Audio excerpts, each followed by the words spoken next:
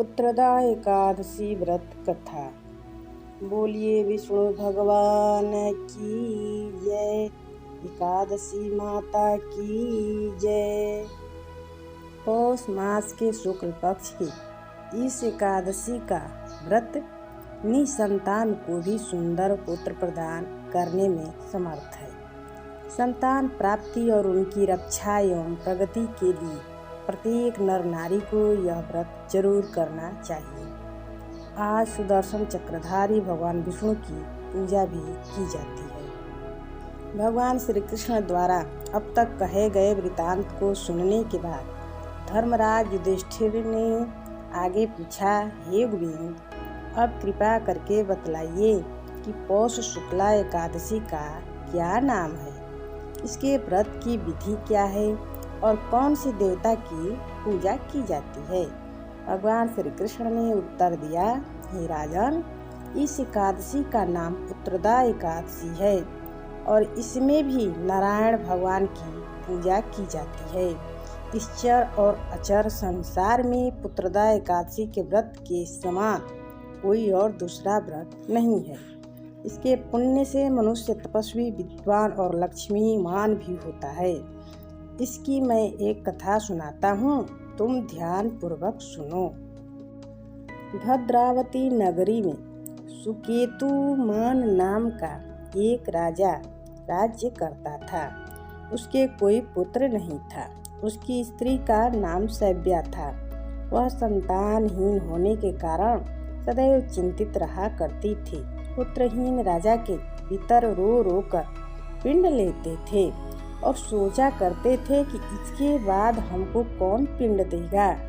राजा पुत्र न होने के कारण हर समय दुखी रहता था। उसे बंधु बांधव, धन, हाथी घोड़े, राज्य तथा वैभव आदि सभी अर्थहीन प्रतीत होते थे। राजा सदैव यही विचार करता रहता कि मेरे मरने के बाद मुझको कौन पिंड दान देगा। बिना पुत्र के पितरों और देवताओं का ऋण कैसे चुकेगा। जिस घर में पुत्र न हो उसमें सदैव अंधेरा रहता है। इसीलिए मुझे पुत्र की उत्पत्ति के लिए प्रयत्न करना चाहिए। जिस मनुष्य ने पुत्र का मुख देखा है वह धन्य है। उसको इस लोक में यश और परलोक में शांति मिलती है, अर्थात उसके दोनों लोक सुधर जाते हैं। पूर्व जन्म के कर्म से ही इस जन्म में पुत्र, धन आदि प्राप्त होते हैं। राजा इसी प्रकार रात दिन सोचा करता और चिंतित रहता। राजा ने अपने शरीर को त्याग देने का विचार भी किया, परंतु आत्मघात को महान पाप समझकर उसने ऐसा नहीं किया। एक दिन राजा अपने घोड़े पर चढ़कर वन को चल दिया और पक्षियों और वृक्षों को देखने लगा।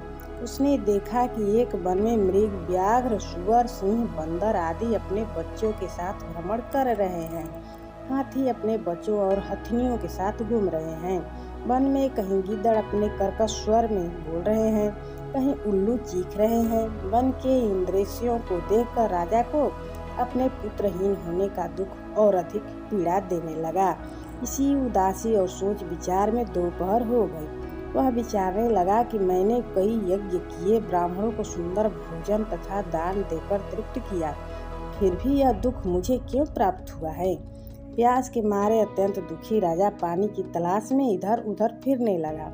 थोड़ी दूर पर राजा ने एक सरोवर देखा। उस सरोवर में कमल खिल रहे थे तथा सारस, हंस, मगरमच्छ आदि विहार कर रहे थे। सरोवर के चारों तरफ मुनियों के आश्रम थे। उस समय राजा के दाहिने अंग फड़कने लगे। राजा शुभ शकुन समझकर घोड़े से उतरकर मुनियों को दंडवत करके उनके सामने बैठ गया।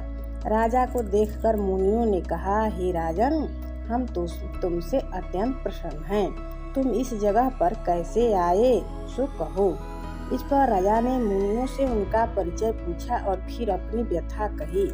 मुनि बोले, हे राजन, पुत्र की इच्छा करने वाले को उत्तम संतान देने वाली पुत्रदा एकादशी है।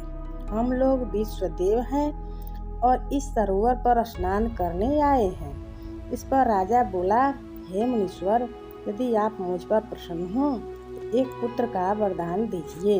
मुनि बोले, हे राजन, आज पुत्रदा एकादशी है, आप इसका व्रत करें। भगवान की कृपा से आपके अवश्य ही पुत्र होगा। मुनि के वचनों के अनुसार राजा ने उस दिन वहीं एकादशी का व्रत किया। वहीं द्वादशी को उसने व्रत का पारायण किया और मुनियों को प्रणाम करके अपने महल को वापस चला आया। उसी मास रानी ने गर्भ धारण किया और 9 माह के पश्चात उसकी एक उत्तम पुत्र पैदा हुआ, जो बड़ा होकर अत्यंत वीर, यशस्वी और प्रजापालक चक्रवर्ती सम्राट बना। भगवान श्री कृष्ण बोले, हे राजन, पुत्र प्राप्ति के लिए पुत्रदा एकादशी का व्रत जरूर करना चाहिए। इस व्रत के करने वाले यशस्वी और पितृभक्त पुत्र तो पाते ही हैं। इसके महात्म्य का श्रवण करने मात्र से ही मनुष्य सुंदर संतान और मोक्ष को प्राप्त करते हैं। इति पुत्रदा एकादशी व्रत कथा समाप्त। बोलिए विष्णु भगवान की जय। एकादशी माता की जय।